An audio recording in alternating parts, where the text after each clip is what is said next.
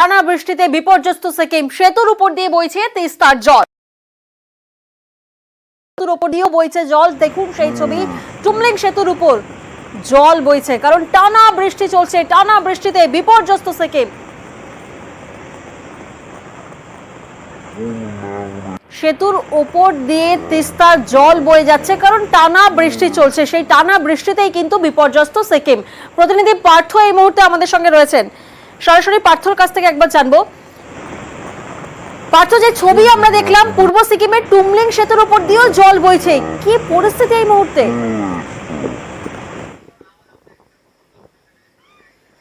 দেখো, গত কয়েকদিন ধরেই কিন্তু অবিরাম বৃষ্টি হয়ে চলেছে সিকিম জুড়ে। এর আগে আমরা দেখেছি নর্থ সিকিম এবং সাউথ সিকিমের অবস্থা।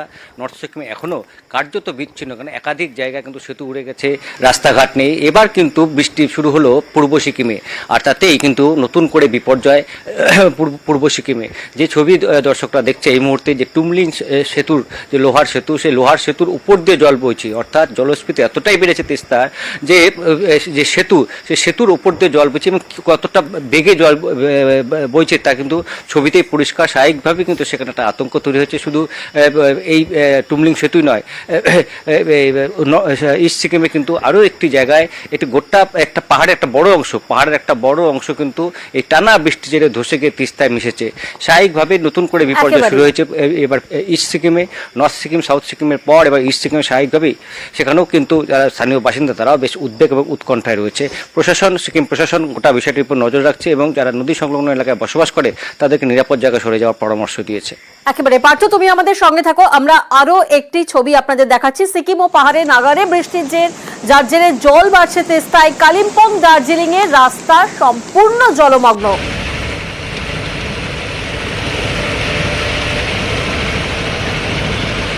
10 নম্বর জাতীয় সড়ক, সেখানে ধীর গতিতে যান চলাচল চলছে, যে ছবি আপনারা দেখছেন, কারণ জলমগ্ন কালিম্পং দার্জিলিং এর রাস্তা। পার্থ আমাদের সঙ্গে রয়েছেন। পার্থ আমাদের আরো ভালো করে আপডেট দেবে। পার্থ, এই মুহূর্তে তো বন্ধ কালিম্পং ও দার্জিলিং এর মধ্যে যে তিস্তা বাজার, পেশক, জোড়াবাংলো রোড।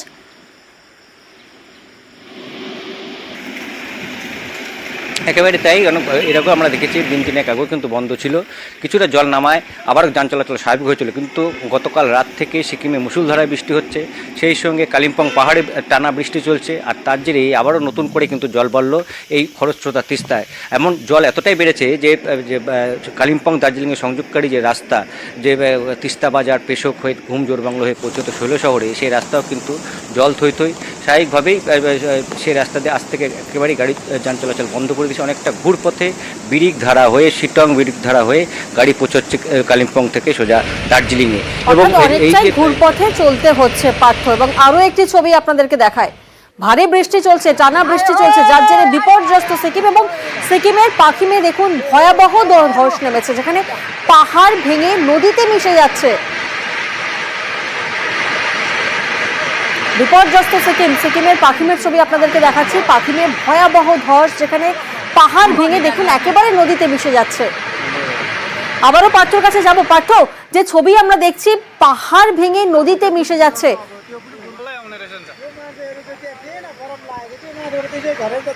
একেবারে তাই। দেখো, আমি যেটা বলছিলাম যে অবিরাম বৃষ্টিতে কিন্তু বিপর্যস্ত গোটা সিকিম। নর্থ সিকিম সাউথ সিকিমের পর এবার ইস্ট সিকিম, এই যে পাখিম জেলা, একেবারেই আমাদের বাংলা সিকিম যে সীমানা রয়েছে রংপো, তার থেকে কিছুটা দূরেই কিন্তু এই পাখিম জেলা। সেই পাখিম জেলায় যে ছবি দেখছি, অবিরাম বৃষ্টি হয়েছে গতকাল থেকে, এবং তারপর পাহাড়ের একটা বড় অংশ কিন্তু ধসে গিয়েছে, একেবারে মিশে গেছে তিস্তার সঙ্গে। স্বাভাবিকভাবেই সেখানে যারা বসবাসকারী বাসিন্দা রয়েছেন তারা যথেষ্ট উদ্বেগ উৎকণ্ঠা রয়েছে। ইতিমধ্যে সিকিম প্রশাসনিক কর্তারা সেখানে পৌঁছয় এবং পরিস্থিতি মোকাবিলায় তারা যথেষ্ট তৎপর, এবং যারা সাধারণ বাসিন্দা রয়েছে যাতে তাদের নতুন করে বিপদ না আসে সেজন্য নিরাপদ আশ্রয় ব্যবস্থা করেছে সিকিম প্রশাসন। সব মিলিয়ে অবিরাম বৃষ্টি, যদি বৃষ্টি না কমে তাহলে আরও বিপর্যয়ের মুখে পড়বে এই সিকিম। স্বাভাবিকভাবে উদ্বেগ উৎকণ্ঠা রয়েছে একদিকে যেমন গোটা সিকিম, পাশাপাশি সিকিমের লাগাতার বৃষ্টির প্রভাব কিন্তু নেমে এসছে আমাদের রাজ্য। স্বাভাবিকভাবে উদ্বেগ উৎকণ্ঠা রয়েছে, একেবারে উদ্বেগ উৎকণ্ঠা বাড়ছে। অন্যদিকে আরো একটি ছবি আপনাদের দেখাবো। জলমগ্ন চোপড়া ব্লকের একাধিক গ্রাম, জল জমে ক্ষতিগ্রস্ত একাধিক কাঁচা বাড়ি। যে ছবি আপনারা দেখছেন, জলমগ্ন চোপড়া ব্লক, যার একাধিক গ্রাম কিন্তু একেবারে জলের তলায় চলে গেছে। চোপড়ায় জলের তলায় চাষের জমি।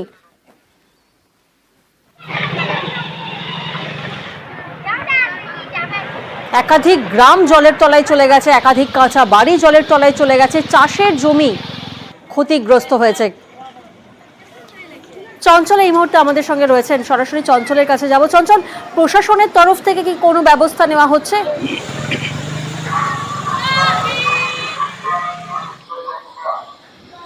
দেখো, তোমাকে জানিয়ে রাখি যে স্থানীয় যে গ্রাম পঞ্চায়েত হচ্ছে দাসপাড়া গ্রাম পঞ্চায়েত, সেই দাসপাড়া গ্রাম পঞ্চায়েত সূত্রে যেটা জানা গিয়েছে যে ওই এলাকার যে জল নিকাশি ব্যবস্থার জন্য একটি কালভার্ট করা হয়েছিল, কিন্তু সেই কালভার্টটি কিন্তু দেখা গেছে যে গ্রামেরই কিছু মানুষ এই কালভার্টটির মুখ বন্ধ করে দিয়েছে বলে আজকে এই ভোগান্তির শিকার হতে হচ্ছে গ্রামবাসীরা। তবে গ্রামবাসীরা যদি অভিযোগ জানায় তাহলে পঞ্চায়েতের তরফ থেকে ব্যবস্থা গ্রহণ করা হবে, এমনটাই কিন্তু স্থানীয় পঞ্চায়েত সূত্রে জানা গেছে। তবে তোমাকে জানিয়ে রাখি যে দাসপাড়া গ্রাম পঞ্চায়েতের যে এলাকাগুলি রয়েছে, অর্থাৎ মুকদম গোজ, গোয়াবাড়ি সহ বেশ কয়েকটি গ্রাম জলমগ্ন হয়ে গেছে এবং এই জলমগ্ন হওয়াতে কিন্তু যে ফসল, যে জমির ফসল, সেটাও কিন্তু জলের তলায় চলে গেছে। এমনকি জলের কারণে যে কাঁচা বাড়িগুলি রয়েছে সেগুলো কিন্তু ক্ষতিগ্রস্ত হতে শুরু করেছে। তবে এলাকার মানুষের একটা দাবি ছিল যে নিকাশি ব্যবস্থা সঠিক করা হোক, কিন্তু নিকাশি ব্যবস্থা না থাকাতে আজকে এই দুর্ভোগের মুখে পড়তে হচ্ছে গ্রামবাসীদের।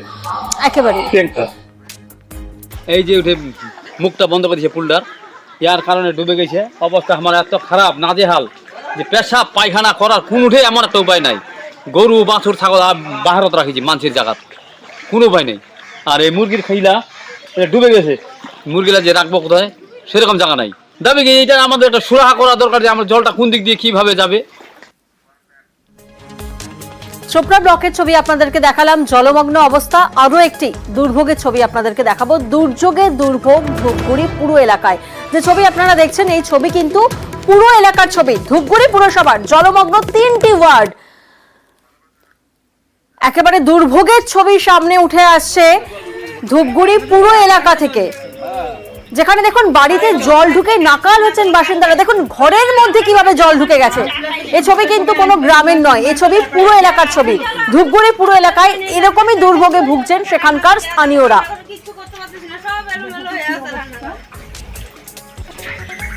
একাধিক ওয়ার্ড জলমগ্ন হয়ে গেছে, দুর্যোগ চলছে, টানা বৃষ্টি চলছে, কিন্তু তার জেরে কিভাবে নাকাল হচ্ছেন এলাকাবাসীরা, কারণ জলের তলায় কার্যত গোটা ওয়ার্ড। এবং দেখুন মাটির উনুন, গ্যাস সিলিন্ডার সবই কিন্তু জলের নিচে। জলমগ্ন অবস্থায় নিজেদের শেষ সম্বলটুকু নিয়ে বাঁচার চেষ্টায় রয়েছেন স্থানীয়রা। প্রতিনিধি রকি এই মুহূর্তে আমাদের সঙ্গে রয়েছেন, রকির থেকে একটু জানার চেষ্টা করি। রকি, কতদিন ধরে এরকম জলমগ্ন অবস্থা সেখানকার এবং পুরসভাই বা কি করছে?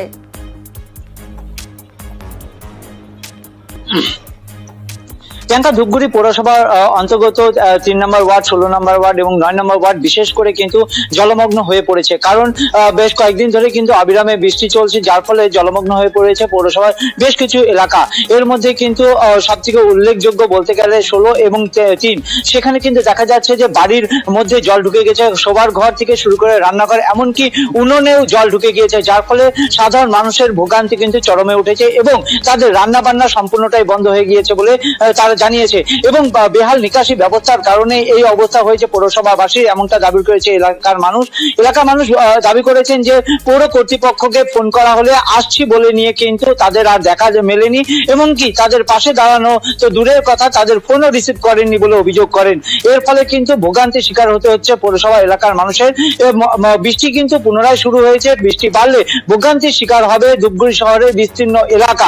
এর পাশাপাশি কিন্তু ধূপগুড়ি শহর লাগোয়া যে মাগুরমারি 1 নং গ্রাম পঞ্চায়েত রয়েছে, সেখানকার বেশ কিছু এলাকা কিন্তু জলমগ্ন হয়েছে। এক কথায় বলা চলে জল যন্ত্রণায় ভুগছে ধূপগুড়ি শহর এলাকা। বোঝাই যাচ্ছে এই কোনায় 1 হাঁটু জল হয়ে আছে, সবার বাড়ি ঘরে জল দিয়ে ভর্তি, রান্না বান্না সব বন্ধ। আসেনি, তিনি আসেনি, কাউন্সিলর চেয়ারম্যানকে ফোন করা হয়েছে, উনি বললো যে দেখতেছি। এই অবধি একটু ঘরের জলটা একটু নামছে, এখনো তো রান্নাঘরটা জলে ডুবা আছে।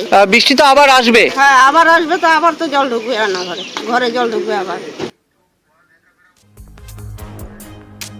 একের পর এক ছবি আপনাদেরকে দেখাচ্ছি, কোথাও চোপড়া, কোথাও ধূপগুড়ি, জলমগ্ন অবস্থা, কার্যত দুর্ভোগে ভুগছেন স্থানীয়রা।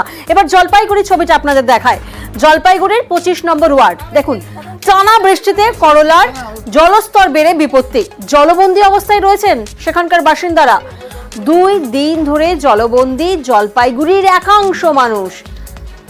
জলপাইগুড়ির 25 নম্বর ওয়ার্ডের ঘটনা, যেখানে টানা বৃষ্টি চলছে এবং টানা বৃষ্টির জেরে করলা জলস্তর বেড়ে গেছে, যার জেরে কিন্তু কার্যত জলবন্দী অবস্থা, ছবি দেখে কার্যত বোঝাই যাচ্ছে।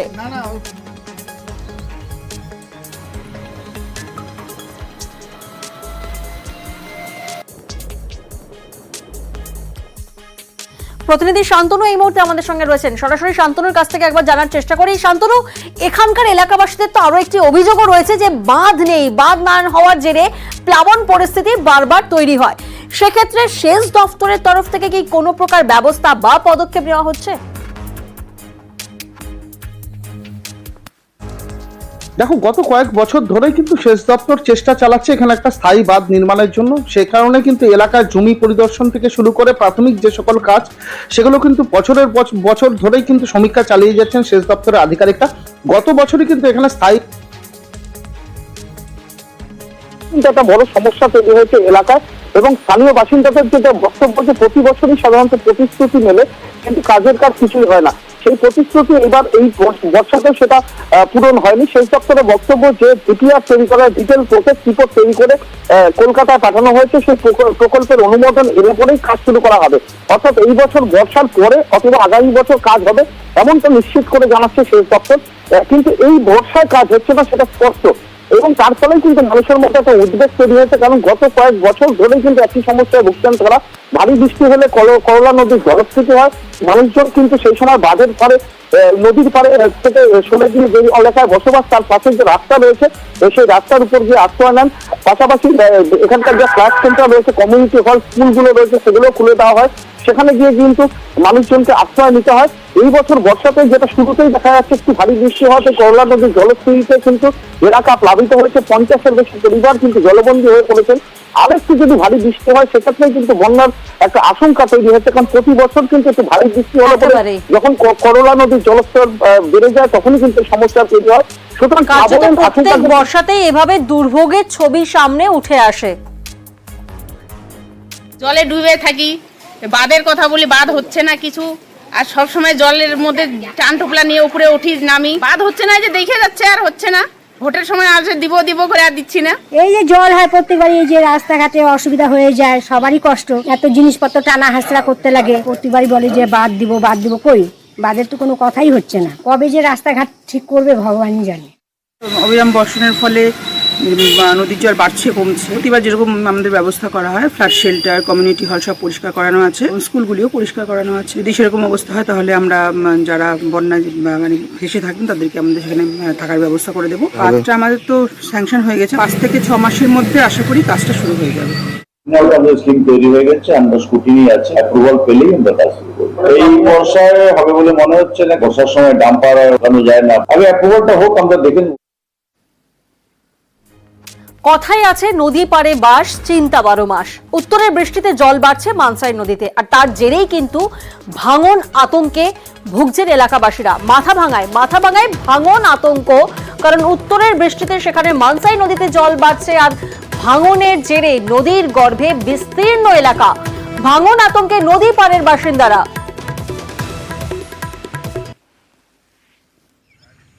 দেখুন, নদীর গ্রাসে কার্যত বিস্তীর্ণ এলাকা, যে ছবি আপনাদেরকে দেখাচ্ছি। প্রতিনিধি রাজেশ এই মুহূর্তে আমাদের সঙ্গে রয়েছেন। রাজেশ, তোমার থেকে একটু জানার চেষ্টা করব যে সেক্ষেত্রে এলাকাবাসীদের থাকার কোনো বিকল্প ব্যবস্থা করা হয়েছে? দেখো, তুমি যেমনটা বলছিলে যে এই যে বর্ষা বিগত কয়েকদিন থেকে অনবরত বৃষ্টির জেরেই কিন্তু মানসাই নদী ফুলে ভেপে উঠেছে। তারপরে কিন্তু এই নদী তীরবর্তী এলাকায় ভাঙন শুরু হয়েছে, এবং যার ফলেই কিন্তু ঘুম উঠেছে এলাকাবাসীর। নদী তীরবর্তী এলাকায় 3টি গ্রামের প্রায় কয়েক হাজার মানুষ কিন্তু তারা চিন্তিত। তাদের একটাই দাবি যে নদী এই যে ভাঙন, এই ভাঙন রোধে যেন প্রশাসন ব্যবস্থা গ্রহণ করে। তবে স্থানীয় বিভিন্ন স্কুলে কিন্তু বন্যার সময় সেই বাড়িগুলোতে জল উঠে যায়, সেই স্কুলে কিন্তু তাদেরকে আশ্রয় দেওয়া হয়। তবে সেভাবে এখনো পর্যন্ত তেমন কোনো উদ্যোগ কিন্তু প্রশাসনের পক্ষ থেকে আমরা দেখতে পাইনি। তাদের প্রশাসন যেন তাদের যে বাঁধ, সেই পাকা বাঁধ যেন তৈরি করে দেয়, সেই দাবি মূলত রেখেছেন স্থানীয় বাসিন্দারা। বেশ,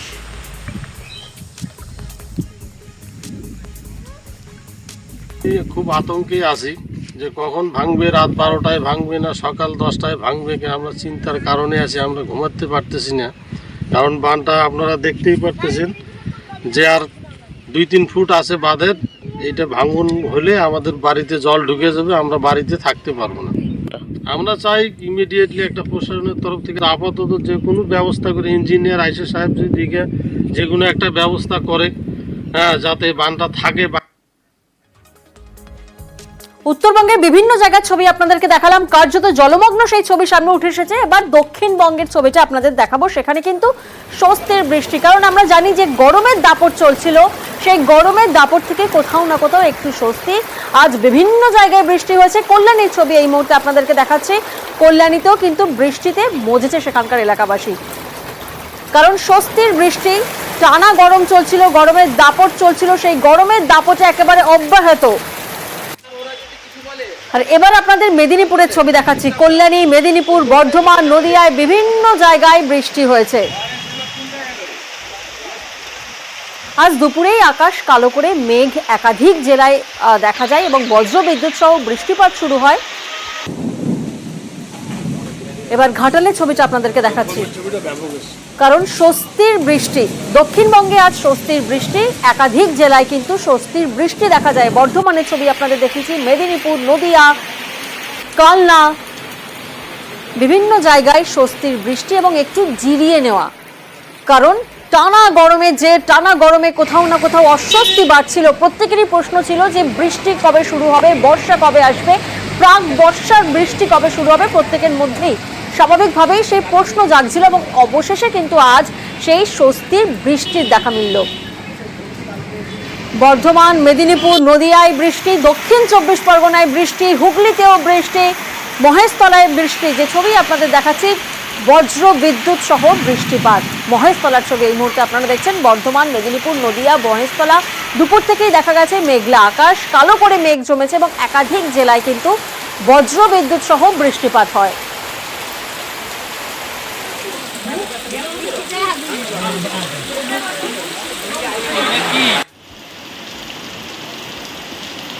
স্বস্তির বৃষ্টি মহিষাদলেও।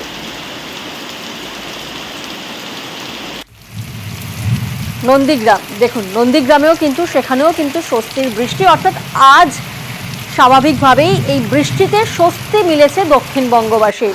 বর্ধমান, মেদিনীপুর, নদিয়া, দক্ষিণ 24 পরগনা, হুগলি, বিভিন্ন জেলায় কালো করে মেঘ এবং তারপরে বজ্র বিদ্যুৎ সহ চলে বৃষ্টিপাত। দক্ষিণবঙ্গের সমস্ত জেলাতেই অনেক জায়গাতেই আগামী 24 ঘন্টায় বজ্রবিদ্যুৎ সহ বৃষ্টিপাতের সম্ভাবনা থাকছে। কলকাতা পার্শ্ববর্তী অঞ্চলেও বজ্রবিদ্যুৎ সহ বৃষ্টিপাতের সম্ভাবনা আগামী 2-3 দিনে থাকছে। উত্তরবঙ্গে বৃষ্টিপাতের পরিমাণ যেটা ভারী থেকে অতি ভারী, অত্যন্ত ভারী বৃষ্টিপাত চলছে, এটা সামান্য কমার সম্ভাবনা আছে। দক্ষিণবঙ্গে আগামী 3 দিন পর্যন্ত অনেক জায়গাতেই বৃষ্টিপাত হবে।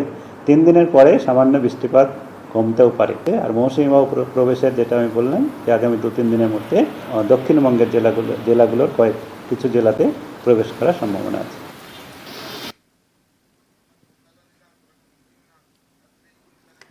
দক্ষিণবঙ্গের একাধিক জেলার ছবি আপনাদেরকে দেখিয়েছি। আর এবার কলকাতার একটু ছবি দেখায় আপনাদের। কলকাতায় ঝড় বৃষ্টি শুরু, একাধিক জেলার ছবির পর এবার একটু কলকাতার ছবি দেখায় আপনাদের। টানা গরমে স্বস্তির বৃষ্টি। কলকাতায় দুপুরে বজ্র বিদ্যুৎ সহ বৃষ্টির পূর্বাভাস। 40 কিলোমিটার বেগে ঝোড়ো হাওয়া, সতর্কতা জারি আবহাওয়া দপ্তরে।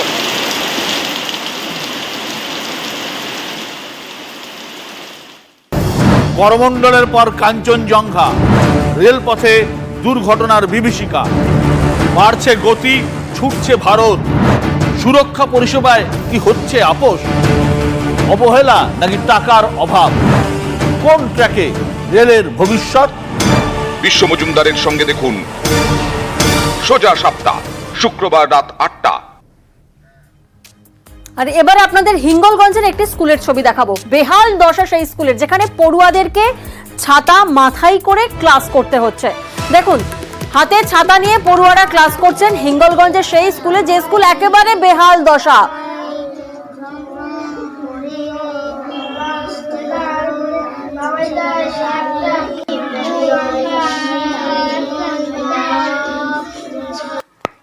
দেখুন, এখন যে ছবিটা আপনারা দেখছেন, স্কুলের ছাদের চাঙর ভেঙে পড়েছে। আর নিজেদের প্রাণ বাঁচাতে কুচিকাচারা তারা ক্লাস করছে হাতে ছাতা নিয়ে। প্রতিনিধি অনুপম এই মুহূর্তে আমাদের সঙ্গে রয়েছেন, অনুপমের থেকে একটু জানার চেষ্টা করি। অনুপম, যে ছবি আমরা দেখছি চরম আতঙ্কে পড়ুয়ারা ক্লাস করছেন, সেক্ষেত্রে যে কোনো সময় তো বড়সড় দুর্ঘটনা ঘটে যেতে পারে, স্কুল কর্তৃপক্ষ তরফ থেকে কি বক্তব্য আসছে?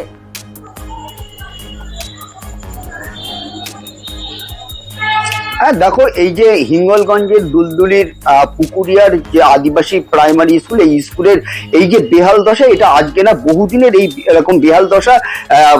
যে ছাদ, সেই ছাদের থেকে চাঙড় ভেঙে পড়ছে, দেয়াল থেকে চাঙড় ভেঙে পড়ছে, এবং এরই মধ্যে কিন্তু স্কুলের ছাত্রছাত্রীরা কিন্তু তারা পড়াশুনো করছে, এবং অধিকাংশ ছাত্রছাত্রী তারা কিন্তু আতঙ্কে আসছে না, কিন্তু যারা পড়াশুনোর প্রতি অতিরিক্ত আগ্রহ তারা কিন্তু ছাতা নিয়ে স্কুলে আসছে এবং ছাতা মাথায় দিয়ে স্কুলে ক্লাস করছে। তার কারণ যদি চাঙড় ভেঙে পড়ে কিছুটা হলেও অন্তত রক্ষা পাবে, এই কারণে ছাতা মাথায় দিয়ে তারা ক্লাস করছে। তাদের যেটা দাবি যে এইরকম ভাবে যদি দিনের পর দিন যদি চলতে থাকে তাহলে হয়তো তারা আর স্কুলে আসবে না, এবং ছাত্রছাত্রীদের যে অভিভাবক তাদেরও দাবি যে যদি পুনরায় এই স্কুলের যদি পুনর্নির্মাণ বা স্কুলের যদি সংস্কার না হয় তাহলে তারা ছাত্রছাত্রীদেরকে পাঠাবে না। এবং স্কুলের প্রধান শিক্ষক তিনি কিন্তু পরিষ্কার আমাদের ক্যামেরার সামনে কিন্তু জানিয়েছে যে তিনি ঊর্ধ্বতন কর্তৃপক্ষকে বহুবার জানিয়েছে, কিন্তু এই স্কুল ঘরের কোন রকম সংস্কার হয় না। যদিও আমরা এই যে যেমনটা তুমি বললে যে স্কুলের প্রধান শিক্ষক তিনি ঊর্ধ্বতন কর্তৃপক্ষকে জানিয়েছেন, কিন্তু প্রশাসনের তরফ থেকে কি কোনো ব্যবস্থা বা কোনো পদক্ষেপ নেওয়া হচ্ছে না?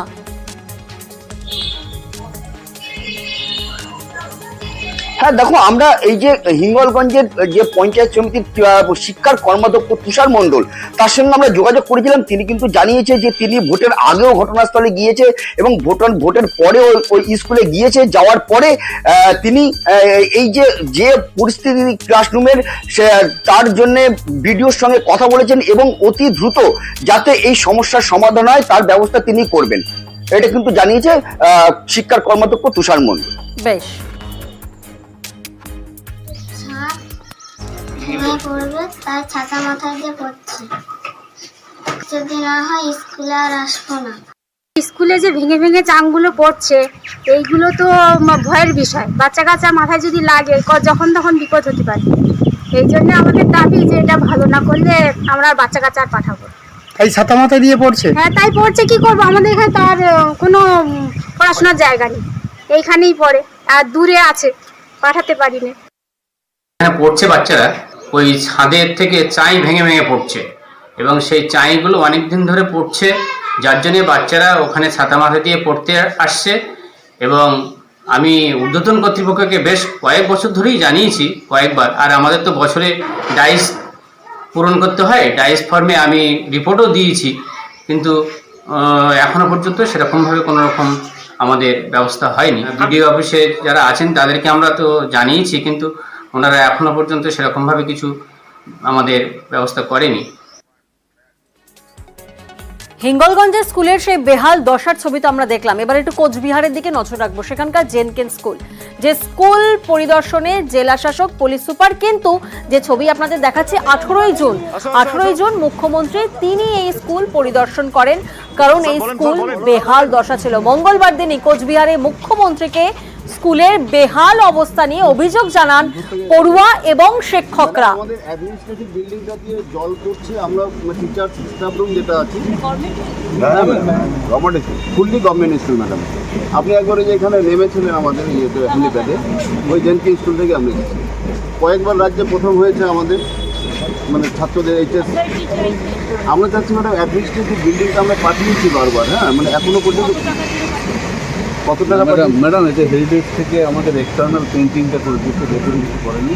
আর ক্লাসরুম আমাদের 5টা টোটাল বিল্ডিং আছে, ওগুলো সব ছেলেদের ক্লাস হয়।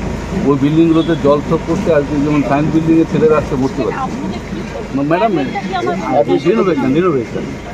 আমরা শুনলাম 18ই জুন পড়ুয়া এবং শিক্ষকরা অভিযোগ জানান, স্কুলের দশার কথা জানান, আর ঠিক তার পাশে নির্দেশ দেন মুখ্যমন্ত্রী। তড়ি ঘড়ি স্কুল পরিদর্শন আজকে দেখা গেছে স্কুলের বেহাল। জেলা শাসক, পুলিশ সুপার, অভিযোগ ছিল বর্ষায় ক্লাসরুমের ছাদ চুইয়ে জল পড়ে, এমনকি শিক্ষকদের স্টাফ রুমের অবস্থাও বেহাল বলে অভিযোগ সামনে উঠে এসেছিল। আর মুখ্যমন্ত্রীর নির্দেশের পরে আজ স্কুল পরিদর্শনে জেলা শাসক।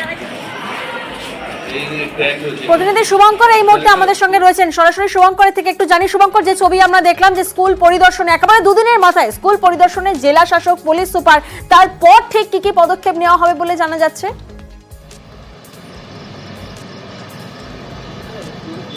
হ্যাঁ দেখো, কোচবিহারের এটা প্রাচীনতম স্কুল, প্রায় 150 বছরের প্রাচীন রাজ আমলের এই সরকারি স্কুল। এই স্কুলের ছাত্রছাত্রীরা মাধ্যমিক এবং উচ্চ মাধ্যমিকে মেধা তালিকায় জায়গা করে নেয়। গত মঙ্গলবার যখন মুখ্যমন্ত্রী এসেছিলেন তখন কোচবিহারে এসেছিলেন, এই স্কুলের সম্বন্ধে যাচ্ছিলেন, সে সময় ছাত্রছাত্রী এবং শিক্ষকরা স্কুল নিয়ে অভিযোগ জানান। এরপরে মুখ্যমন্ত্রী সেদিন ডিএমকে নির্দেশ দিয়েছিলেন। আজ জেলা শাসক এবং পুলিশ সুপার সেই স্কুলের বিভিন্ন ঘর ঘুরে দেখেন এবং গোটা বিষয়টি নিয়ে তিনি সঙ্গে সঙ্গে পূর্ত দপ্তরের যারা আধিকারিক আছে তাদেরকে ডেকে নেন স্কুলেই, যে যে স্কুলের ক্লাসরুম দিয়ে জল পড়ছে, কোথায় সমস্যা রয়েছে, লাইব্রেরিতে সমস্যা রয়েছে, ছাদ চুয়ে জল পড়ছে, ঘরের মেঝে জলে ভরে যাচ্ছে, ক্লাসরুমে ছাত্রছাত্রীরা বসতে পারছে না, টিচারদের যে স্টাফ রুম আছে সেখানে তারা বসতে পারছে না টিচাররা, সব মিলিয়ে যে স্কুলের পরিকাঠামো নিয়ে যে সব ত্রুটি রয়েছে সেগুলো নিয়ে পূর্ত দপ্তরের আধিকারিকদের সঙ্গে আলোচনা করেন এবং দ্রুত ডিপিআর তৈরির নির্দেশ দেন, যে সেই ডিপিআর হয়ে গেলে টেন্ডার করে যাতে দ্রুত কাজ শুরু করা যায় সে বিষয়ে উদ্যোগী হয়েছেন জেলা শাসক। এদিন জেলা শাসক জানান যে মুখ্যমন্ত্রী নির্দেশ দিয়েছেন, সেই মোতাবেকই আমরা এসেছি এবং পূর্ত দপ্তরের আধিকারিকদের সবটাই নির্দেশ দেওয়া হয়েছে, তাদেরকে এস্টিমেট করতে বলা হয়েছে। আশা করছি খুব শীঘ্রই এই স্কুলের যেসব কাজ দরকার, মেরামত দরকার, সংস্কার দরকার, সেগুলো দ্রুত করা হবে। স্বভাবতই মুখ্যমন্ত্রীর এই নির্দেশ মতো কাজ শুরু হচ্ছে, এতে খুশি স্কুলের ছাত্রছাত্রী থেকে শিক্ষকরা। শুভঙ্কর, এখানে তো আরো একটি প্রশ্ন সামনে উঠে আসছে যে মুখ্যমন্ত্রী নির্দেশ দিলেন, তারপর তড়িঘড়ি দুদিনের মাথায় পরিদর্শন করলেন জেলা শাসক, পুলিশ সুপার, কিন্তু এর আগে কি স্কুলের তরফ থেকে ঊর্ধ্বতন কর্তৃপক্ষকে অভিযোগ জানানো হয়েছিল? তখন কি কোনো প্রকার ব্যবস্থা নেওয়া হয়নি?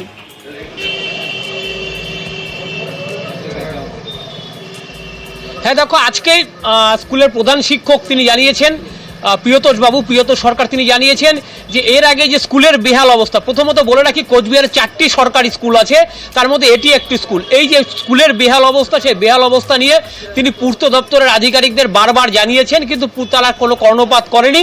বাধ্য হয়ে স্কুলের শিক্ষক থেকে ছাত্ররা মুখ্যমন্ত্রীর দ্বারস্থ হয়েছেন এবং মুখ্যমন্ত্রীর নির্দেশের প্রায় 48 ঘন্টার মধ্যে স্কুলে ছুটে এসেছেন জেলা শাসক, পুলিশ সুপার, এবং আশা করা যাচ্ছে খুব দ্রুত স্কুলের সেই কাজ শুরু হবে।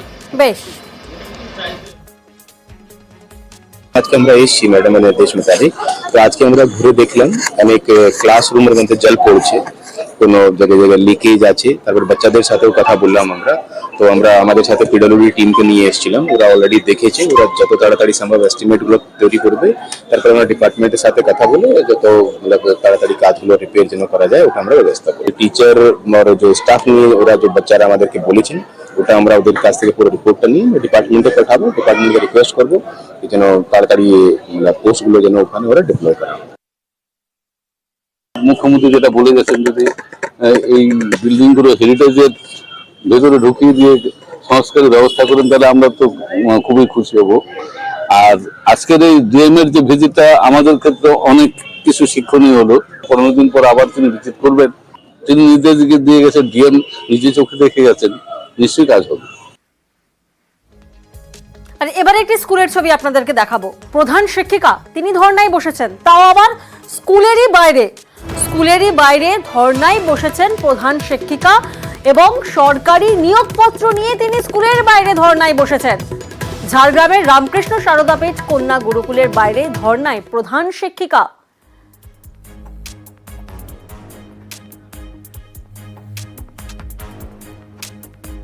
যে স্কুলের ছবি আপনারা দেখছেন, ঝাড়গ্রামের রামকৃষ্ণ সারদাপীঠ কন্যা গুরুকুলের বাইরে বসেছেন প্রধান শিক্ষিকা, ধর্নায় বসেছেন তিনি। সরকারি নিয়োগপত্র হাতে নিয়ে তিনি ধর্নায় বসেছেন, কিন্তু কেন? প্রতিনিধি রাজু এই মুহূর্তে আমাদের সঙ্গে রয়েছেন, সরাসরি রাজুর থেকে একটু জানার চেষ্টা করি। রাজু, প্রধান শিক্ষিকা তিনি স্কুলের বাইরে ধর্নায় বসেছেন, কিন্তু কেন?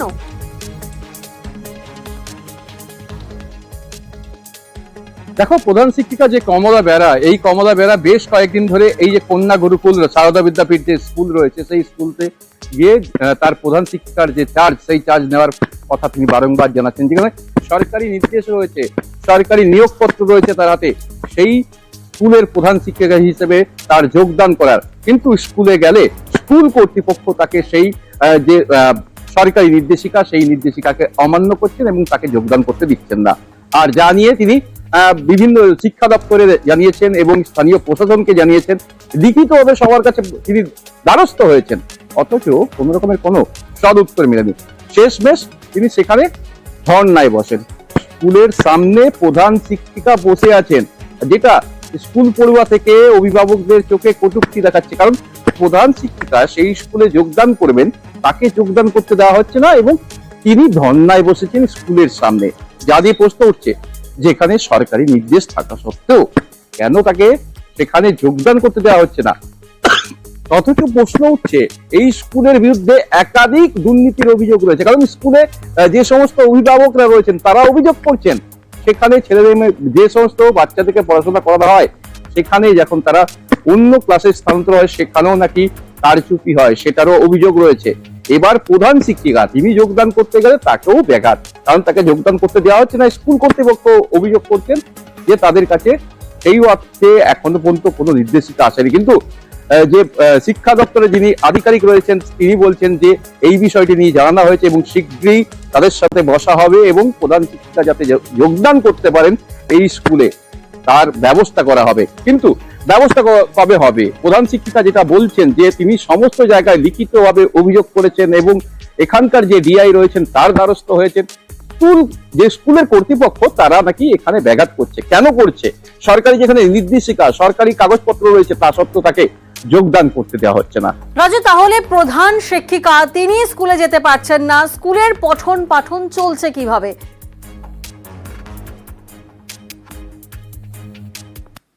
দেখো, স্কুলের পঠন পাঠন চলছে যে স্কুলের যে কমিটি রয়েছে সেই কমিটির নির্দেশ মতো। ইতিমধ্যে এই যে স্কুলটি রয়েছে সেই স্কুলটি রাজ্য সরকারের আওতায় এসছে, এতদিন রাজ্য সরকারের আওতায় ছিল না। এবারে রাজ্য সরকারের যে নির্দেশিকা, যে গাইডলাইন, সেই গাইডলাইনের মধ্যে এই স্কুলটিও এসেছে। সেক্ষেত্রে সেখানে নিয়োগ করা হয়েছে এই প্রধান শিক্ষিকাকে। কিন্তু সেই প্রধান শিক্ষিকাকে যেখানে রাজ্য সরকার নিয়োগ করছে, অথচ রাজ্য সরকারের সমস্ত কিছু সেই স্কুলগুলোকে দেওয়া হচ্ছে, সেখানেই প্রধান শিক্ষিকাকে যোগদান করতে দেওয়া হচ্ছে না। তাহলে কি ভেতরে অন্যান্য কি দুর্নীতিও চলে, এমনটাও অভিযোগ তুলছেন যে সমস্ত শিক্ষক, অন্যান্য যে ছাত্রছাত্রীদের বা অভিভাবকরা রয়েছেন তারা অভিযোগ করছেন যে প্রধান শিক্ষিকাকে যেখানে যোগদান করতে দেওয়া হচ্ছে না, প্রধান শিক্ষিকা স্কুলের সামনে ধর্নায় বসে আছেন, যেখানে স্কুলে যে সমস্ত ছাত্রছাত্রীরা পড়াশোনা করবেন তারা দেখছেন যে তাদের প্রধান শিক্ষিকা রাস্তার মধ্যে বসে আছেন, কোনো অফিসে কোনো কাজ করছেন না, তিনি ধর্নায় বসে আছেন তার যোগদান নিয়ে। কারণ সেখানে তিনি প্রধান শিক্ষিকার চার্জ পেয়েছেন এবং তিনি সেই কাজে যোগদান দেবেন এবং স্কুল যাতে পরিচালনা ঠিকভাবে হয় তার দিকে নজর করবেন। তাহলে কি স্কুল পরিচালনা যে কমিটি এতদিন ধরে স্কুল চালাচ্ছিল তারা এতদিন ধরে একটা কারচুপি চালাচ্ছিল, এমনটাই অভিযোগ উঠছে। বেশ, যতদিন না আমি এখানে দায়িত্বভার পাচ্ছি, স্বাভাবিকভাবে কার্য পরিচালনা করতে পারছি, ততদিন আমি এখানেই বসে থাকবো। মার্চ মাসে হেড টিচার অ্যাপয়েন্টমেন্ট হয়েছিল, জয়েন করতে এসেছিলাম। তখন এখানের যিনি টিআইসি চম্পা দোলই সকলে মিলেই আমাকে জয়েন করাতে অস্বীকার করেন। উনি হেড টিচার প্যানেলে ছিলেন, কাউন্সেলিং এর প্রসেস অনুসারে উনি ওই স্কুলই নিয়েছেন, ওই স্কুল পেয়েছেন।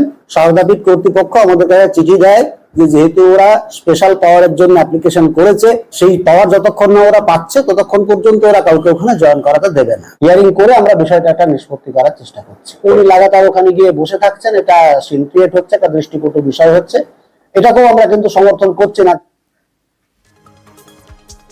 অন্যদিকে কোচবিহারে ফের এক পঞ্চায়েত দখল। নিশীথের কোচবিহারে একের পর এক পঞ্চায়েত দখল তৃণমূলের। এবার নাটাবাড়ির, অন্দরান, ফুলবাড়ির 2 পঞ্চায়েত। সেখানে বিজেপির 3 জন পঞ্চায়েত সদস্য যোগ দিলেন তৃণমূলে।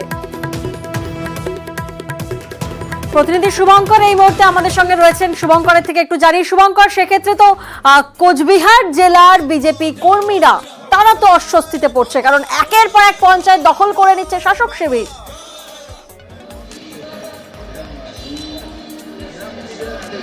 হ্যাঁ, একদমই। দেখো, গত 4 তারিখ কোচবিহারে লোকসভা নির্বাচনের ফল বেরিয়েছে।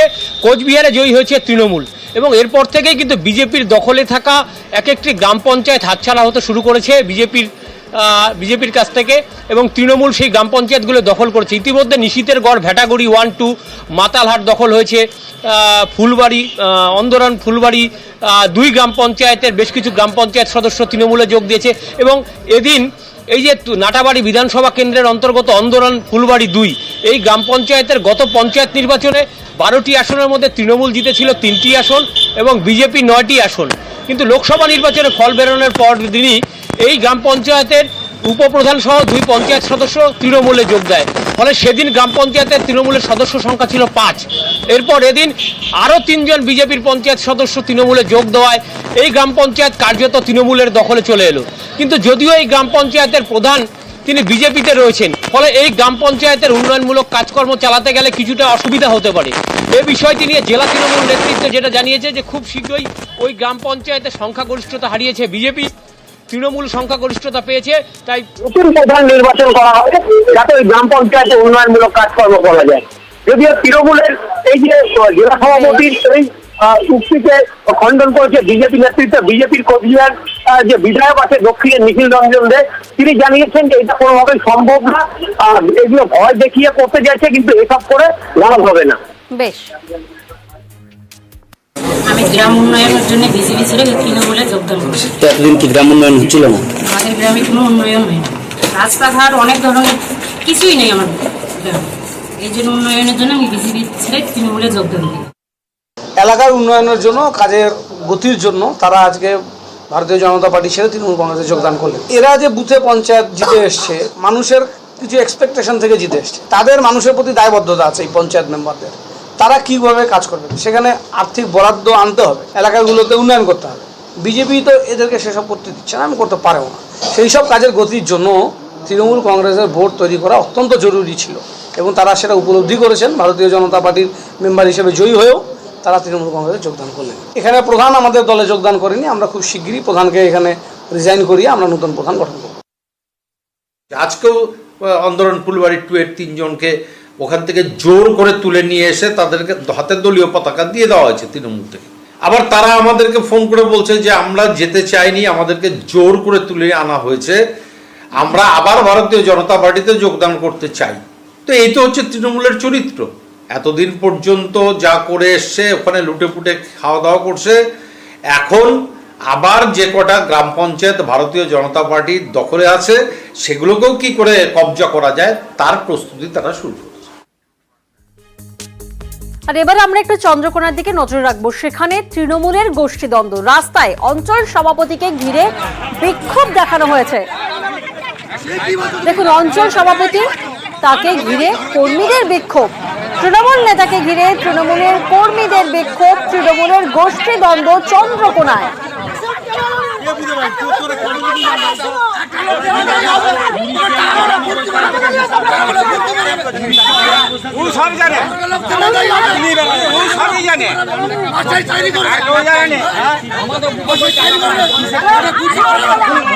প্রতিনিধি সুকান্ত এই মুহূর্তে আমাদের সঙ্গে রয়েছেন, সরাসরি সুকান্ত থেকে একবার জানার চেষ্টা করি। সুকান্ত, তোমার থেকে একটু জানবো যে চন্দ্রকোনার ভগবন্তপুরে কেন ক্ষোভ দলেরই একাংশের?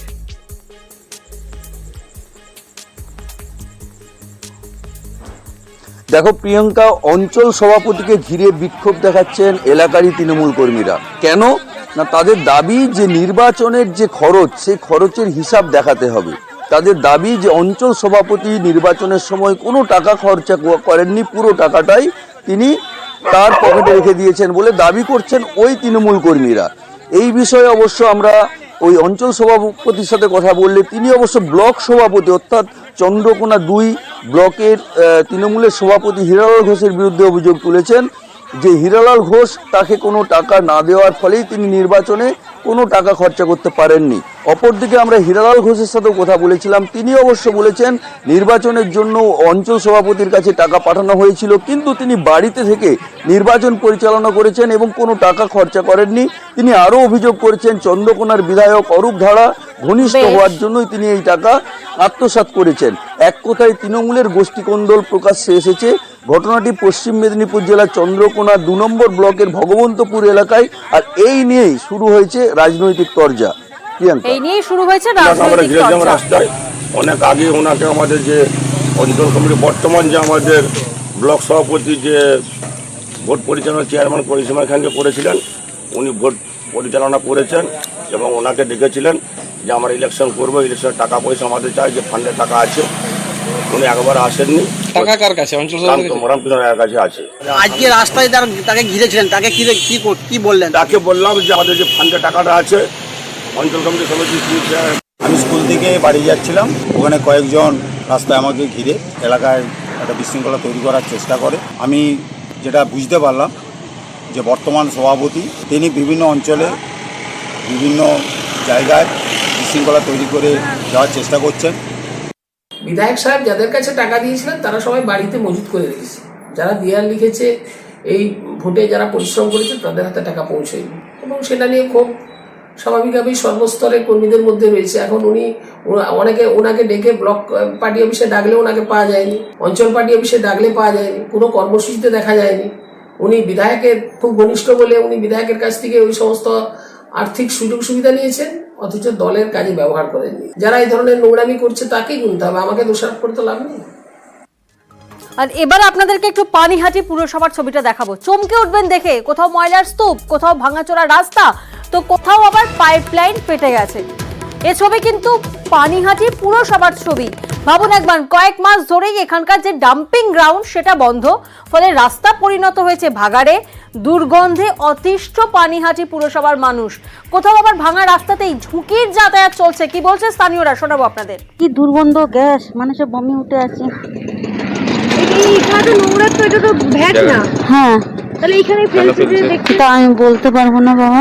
রাস্তা তো প্রায় তো ভরে গেছে। হ্যাঁ, এই কি মানে দিনে দিনে বাড়ছে? এই তো বাড়ছে তো, আগে এতটা ছিল না, এখন বেশি হয়েছে। এসব আগে ছিল না, এই সরকার আসার পর থেকে এরকম হয়েছে। মাস হয়ে গেছে, পাইপ ফাটা ছিল, একবার রিপেয়ার করলো, তারপরে আবার ফেটে গেল, আবার রিপেয়ার করলো। আর রাস্তার যাওয়া অবস্থা, ভ্যান ঠ্যান কতবার উল্টেও গেছে। এই যে এখান থেকে অনবরত জল বেরোচ্ছে, ওদিকে তো আপনাদের জলেরও ক্রাইসিস। জলের জন্য তো কবার ভ্যান। মানুষকে পরিষেবা না দিয়ে ভোট লুট করে যদি বারবার সরকারে চলে আসে, তাহলে জনপ্রতিনিধিরা কাজ করবে কেন? ওরা তো সারা বছর ধরে প্ল্যানিং করে নেক্সট ইলেকশনে আমরা কি প্রক্রিয়ায় জিতবো। মানুষ প্রতিদিন ধাপায় ফেলে এসে যতটা টাইম লাগছে, তাতে সব জায়গায় বাল একসাথে তোলা যাচ্ছে না। পানিহাটি পুরসভার ছবিটা আপনাদের দেখালাম, আর এবার আপনাদের দেখাবো ব্যান্ডেলে। সেখানে জিটি রোডের পাশে আবর্জনা স্তূপ। প্রতিদিন ব্যান্ডেল পঞ্চায়েত এলাকার যে আবর্জনা তা ফেলা হয় একেবারে জিটি রোডের পাশে, আর সেখানেই আবর্জনা জমা হচ্ছে। দুর্গন্ধে নাভিশ্বাস সেখানকার বাসিন্দাদের। প্রতিনিধি সোমনাথ এই মুহূর্তে আমাদের সঙ্গে রয়েছেন। সোমনাথের থেকে একটু জানি। সোমনাথ, পঞ্চায়েত এলাকার আবর্জনা একেবারে জিটি রোডের পাশে ফেলা হচ্ছে, একেবারে নাভিশ্বাস অবস্থা স্থানীয়দের। সেক্ষেত্রে পঞ্চায়েতের নজরে কি আসছে না?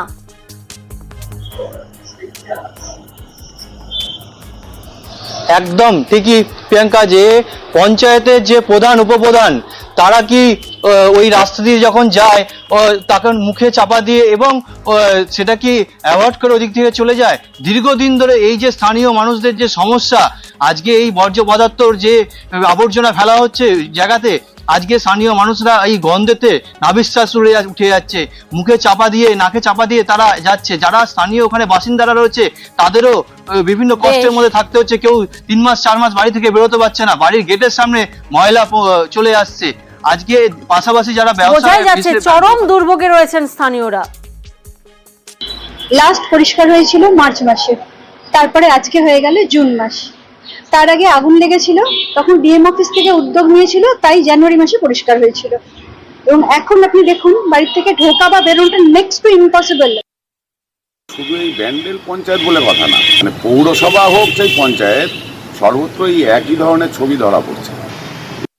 আগে মানুষগুলোকে সচেতন হতে হবে, কেন কি বাইরেকার মানুষগুলো এখানে এসে ভ্যাটগুলো ফেলে যায় রাত্রিবেলা। তাও আমি টেন্ডার করে দিয়েছি। মৎস্যজীবীদের জন্য নামখানায় তৈরি করা হয় কোল্ড স্টোরেজ ও আইস ফ্যাক্টরি। মৎস্য দফতরের এই কোল্ড স্টোরেজ তৈরি করতে খরচ হয় প্রায় 7 কোটি টাকা। নামখানার নারায়ণপুরের হাতানিয়া দোয়ানিয়া নদীর কাছেই তৈরি করা হয় ওই কোল্ড স্টোরেজ। কিন্তু নামখানায় 7 বছর ধরে তালাবন্ধ অবস্থায় পড়ে রয়েছে এই কোল্ড স্টোর ও আইস ফ্যাক্টরি। প্রতিনিধি বিশ্বজিৎ এই মুহূর্তে আমাদের সঙ্গে রয়েছেন। বিশ্বজিতের থেকে একটু জানি, বিশ্বজিৎ 7-7টি বছর কেটে গেছে, খোলেনি এখনো, কি কারণে তা চালু হয়নি?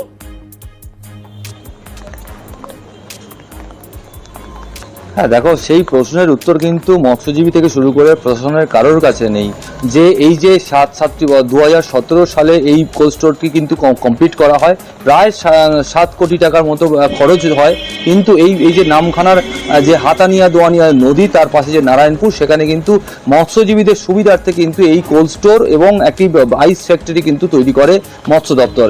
কিন্তু এই যে 7 বছর কেটে গিয়েছে, কোনোভাবেই সেটা কিন্তু চালু করা সম্ভব হয়নি। এই মুহূর্তে তুমি জানো, সবেমাত্র মৎস্যজীবীরা কিন্তু সমুদ্রে রওনা দিয়েছে ইলিশ এবং অন্যান্য মাছের সন্ধানে, কিন্তু তারা যখন ফিরে আসবে, যখন মাছের যে পরিমাণ বাড়বে, বাজারজাত করতে হবে, সেই সময় কিন্তু এই যে কোল্ড স্টোর এবং এই যে বড় যে আইস ফ্যাক্টরি, সেটা কিন্তু তাদের মানে গুরুত্ব কিন্তু প্রচুর।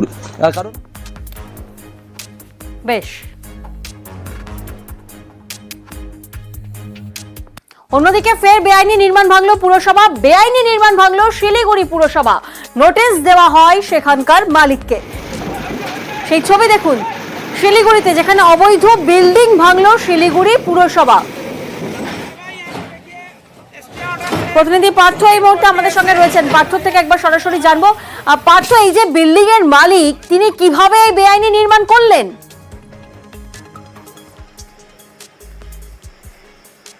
দেখো, বছরখানেক আগেই কিন্তু এই বিল্ডিংটি তৈরি হয়েছিল, তারপর কমপ্লেন হয় পুরসভায় এবং সেই মোতাবেক পুরসভার বিল্ডিং বিভাগের কর্মীরা সেই বাড়িতে গিয়ে তদন্ত করে এবং ফিরে এসে জানিয়ে দেয় পুরসভার চেয়ারম্যানকে যে এই বিল্ডিংটি একেবারে অবৈধভাবে তৈরি করা হয়েছে, তার কোনো বৈধ অনুমতি পুরসভা থেকে নেওয়া হয়নি। সেই মতো পুরসভা কর্তৃপক্ষ বিল্ডিংয়ের মালিককে নোটিশ দেয়, কিন্তু সেই নোটিশকে অমান্য করেই চলছিল এই বিল্ডিং তৈরির কাজ, এবং তারপরে কিন্তু আজ পুলিশকে সঙ্গে নিয়ে পুরসভা বিল্ডিং বিভাগের কর্মীরা সেই বাড়িতে অবৈধ নির্মাণ